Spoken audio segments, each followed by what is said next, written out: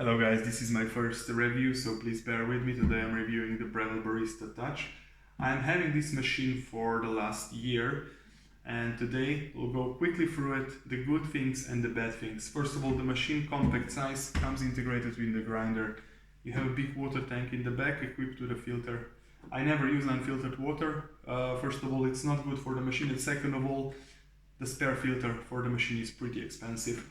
We have a big drip tray underneath, and behind it, I think you're already familiar, comes the toolbox, quite handy for all your spare things you need to have close to the machine. I like also that we have a lot of space between the portafilter and drip tray, so we can always brew straight into the big mugs.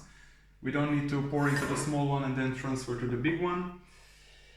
The steam pressure, pretty strong, not much condensation water coming out when you start it. So basically, honestly, I'm never draining it. I go straight with steaming of milk. The next thing, really good, you're also familiar with it. It comes on in a couple of seconds. You press the button, the machine is ready to brew. Ready, let's say, sort of, will come to the bad sides of the machine a bit later on. Okay? We have also the integrated temper, the magnetic one. You're also familiar with it. I honestly don't like this one. I already bought a new one, the proper one, because this one is super light, and if you really want to go serious with coffee, I suggest buying the different one. So, let's start with the grinder first. As you can see, it's completely clean on this machine because I'm not using it. I'm not using it for at least 6 or 7 months now. I have here an Niche Zero grinder, and this is now my to-go grinder, and this one basically is kept clean. The problem with it is that the adjustment here on the side, the steps are too big. And honestly, if you get serious with the coffee, sooner or later you will encounter an espresso that you cannot brew. Because on one step, it will flow too slow, and you go on the next step, it will flow too fast, and you can never get the sweet spot. What is good about this grinder is that you have a timed grinding, so whenever you press the button and once you set it to the grams you require, you will also always get the amount you want. So this is the good thing about this grinder. One of the things a lot of people don't know, that you have a fine tuning up here, which I really suggest you to do. That's how I try to avoid all the complications before. So you unlock this and you take this grinds thing out, and here you can see there are additional steps here. So basically what you do, you take this out, and now you can fine tune it like this, you see? So this is additional fine tuning, and then you just put it back and put it into the grinder. I won't put it back now because it's just for demonstration purposes. With this, you can adjust the shot to your requirement. The next thing I really don't like, and a lot of people get really confused with this machine, is because they see all these nice icons here: espresso, americano, cafe latte, flat white. This menu is completely useless. It's not helping you at all, okay? Don't think this machine is like the fully automatic machine. You will buy it, you will pour coffee in, and you will make a perfect espresso. It's not going to happen. It will take you some time, and you will go through a lot of coffee to start brewing the proper coffee. The problem with the menu is that basically every coffee needs an espresso first. So if you are brewing a cappuccino, you need a double shot of espresso. If you are brewing a latte, you need a double shot of espresso. If you are brewing an americano, you need a double shot of espresso. So basically, they are all the same like espresso. The only thing different is that, of course, americano will pour hot water afterwards. That's the only difference.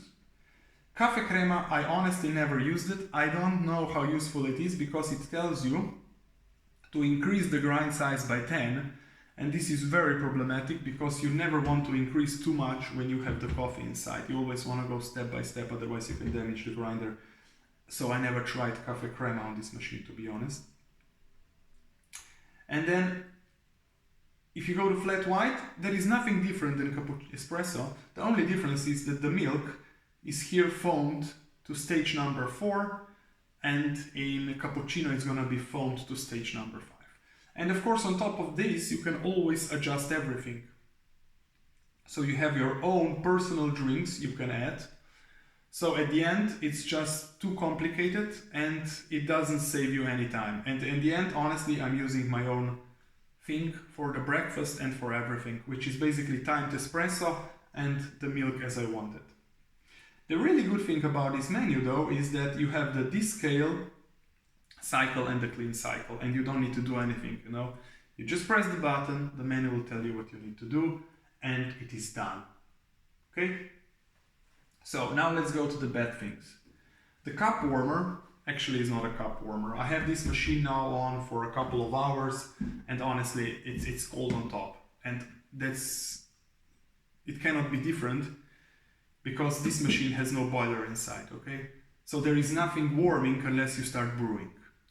So completely useless. On top here, it's not cup warmer, it's just cup stowage. The second thing that's not good is that the portafilter, this part, is not warm at all. Okay, it's completely cold and nothing is warming it. So unless you start brewing and pouring water through to warm it, it will be cold. And this is what I told you before, that the machine officially is ready in a couple of seconds, but it's not. Because if you start it and start brewing espresso on a cold portafilter, you will end up with a really bad coffee. So that's not what you want to do. You need to warm up this first. How you do it? I'm using two different methods. The first method is that I'm boiling some water in the water heater and I'm putting this inside to warm it up. Or the other option is to at least pour the whole shot of water, I have it timed at 30 seconds, to go through to warm it. That's why I also said it's nice to have a big drip tray and a big water tank, because basically this machine uses water fast. I'm doing at least twice just the water through the filter to warm it up, and it will go through the water fast. So honestly, although it's big, I'm constantly filling it up. The second bad thing I don't like about it is this is the 54mm, okay? It's non-standard. The standard commercial is 58. The problems with this is, first of all, it's really hard to buy different baskets, and of course Breville is also using completely different baskets than the other machines. So basically you can not buy many things you would like, you know, like a bottomless portafilter. Yeah, there are some on eBay, but I never bought anything. I don't know if they are even fitting, you know. So hard to find spare parts. And the temper, I already told you, is not a good one. It doesn't fit properly. There is still quite a lot of space here, so it's not the proper temper you want. Buy the proper one. And that's about it.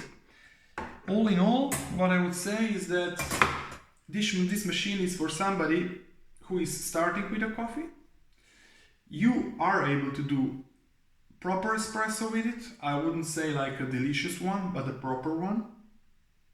And if you want to have everything in one single package, that's the machine for you. Personally, I'm upgrading. I already have my niche grinder here, and I'm thinking to buy the Rancilio Silvia machine with the PID instead of this one. Thank you very much for your attention.